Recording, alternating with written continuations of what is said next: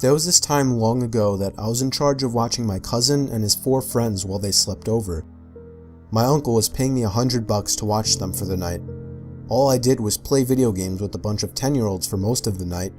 I thought it would be the easiest $100 I ever made, but things took a huge turn for the worse when I heard footsteps coming from upstairs.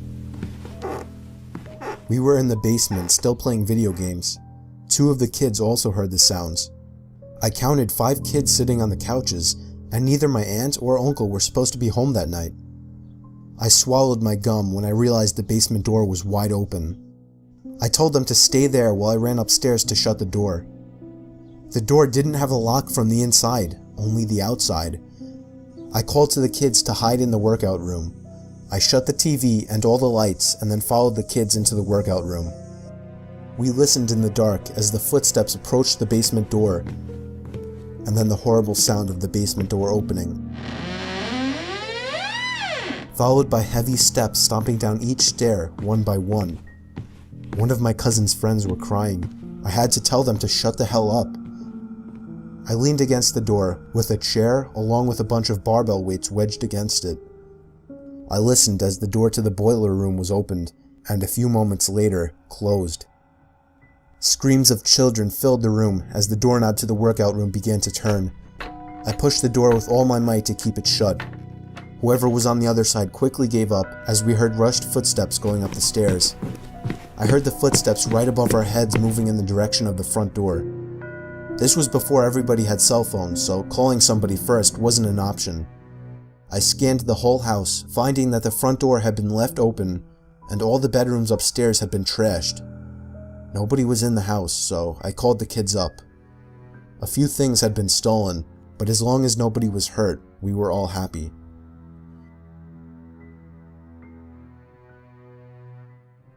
It was during a blizzard in Valley Stream. I was getting paid $250 to watch some couple's kid while they went away for the weekend. His name was Matthew. This took place on the first night, which was a Friday night. Matthew was already supposedly asleep, while I was in the living room watching a movie. I got a knock at the door, and looked at the clock. It was close to midnight. There was no way I was opening it. Not even 10 seconds later, I heard the sound of 2 or 3 men angrily banging on the door, telling me to open up. I felt like my heart was about to stop. I took a peek through the blinds, and there was somebody standing right on the other side of the window. I fell back in fear, and after managing to get back on my feet, I ran to the kitchen phone first thing to call the police. They said because of the weather, it could take a while for an officer to get here. I was told to take the child and hide somewhere until an officer arrived. They wanted to keep me on the line, but I wasn't thinking clearly in the heat of the moment and hung up. However, it wasn't until I ran through the living room that I realized the banging had stopped. I took a second peek through the living room window. Nobody was there now. I heard the sound of glass shattering from a few rooms over. My knees started to feel weak as I realized they had just broken the window and were about to climb into the house. I had to run and get Matthew. I couldn't just leave without him. Of course, when I got upstairs, there was no time left to run back downstairs, as I already heard footsteps and laughter coming from downstairs.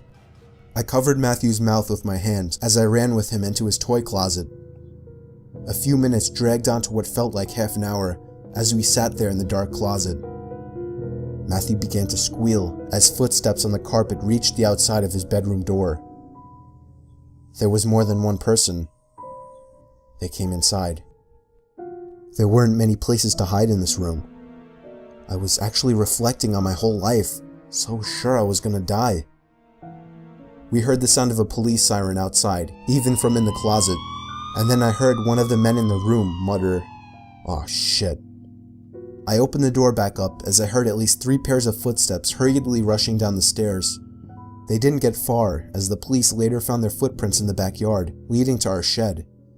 There were 5 men in total, and they were all arrested.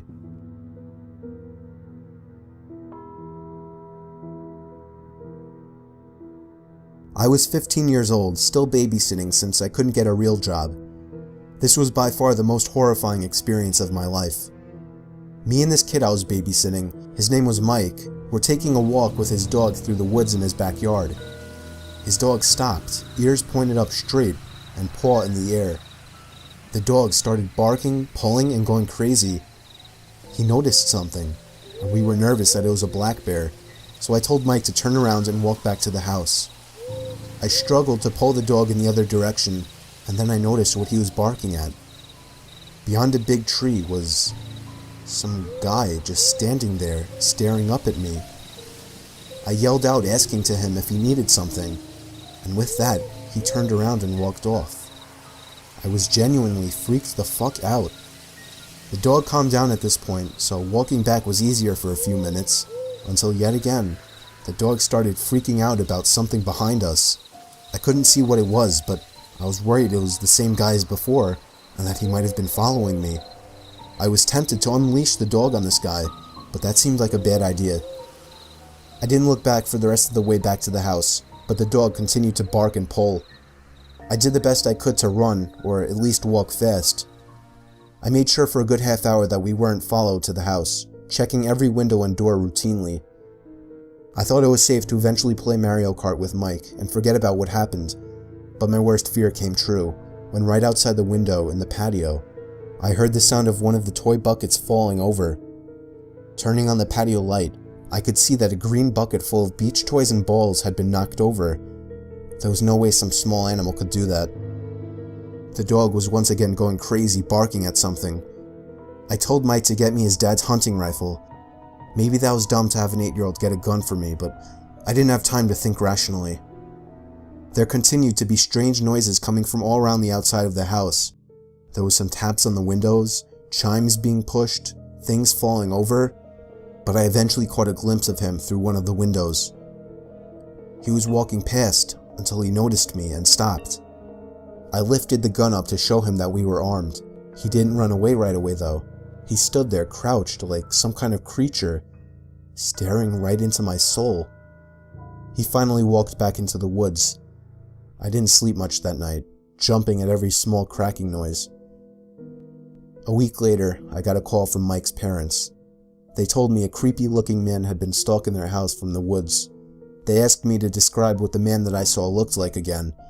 I couldn't give a good description, as I didn't see much of his face, but I assured them it was the same man. They practically begged me to babysit on a few occasions after this, but I always respectfully declined. That was a while ago, and I have no idea what's become of this family today, and what's become of the man stalking their house.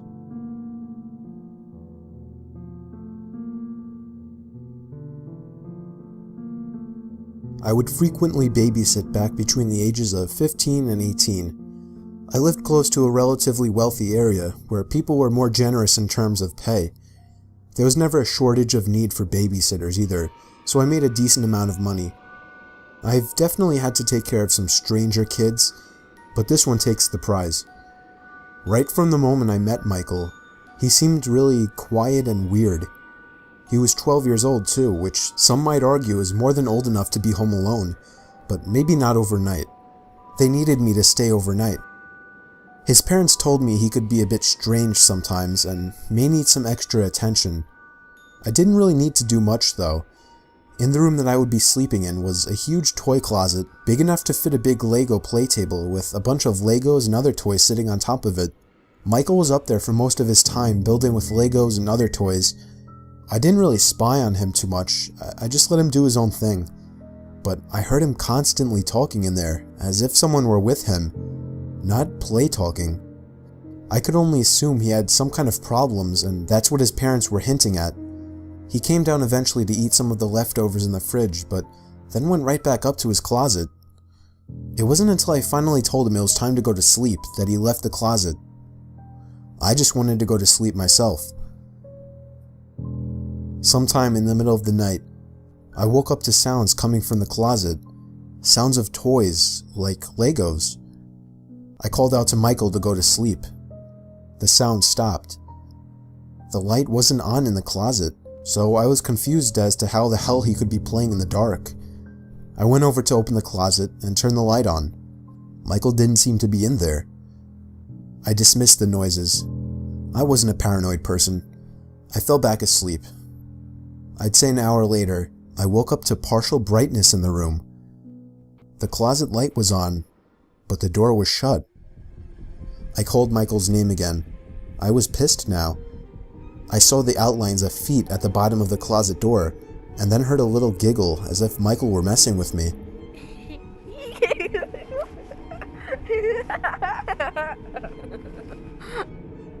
I knew he was in there now. I marched over and threw open the door, and literally fell back in horror when nobody at all was in there. Where the two outlines of feet were, there was nothing now. I felt a pain in my chest from the fear. I ran to Michael's room to find him asleep in his bed. I locked his door and laid down on his floor. Just being next to another person made me feel a little safer. I fell asleep on the floor, and when the parents returned the next day, I decided to keep quiet about what I witnessed. I say what I witnessed because I know what happened. I got paid and left, and never had to worry about it again. Of course, it still sends chills up my spine thinking about it, and I still have no idea what to believe.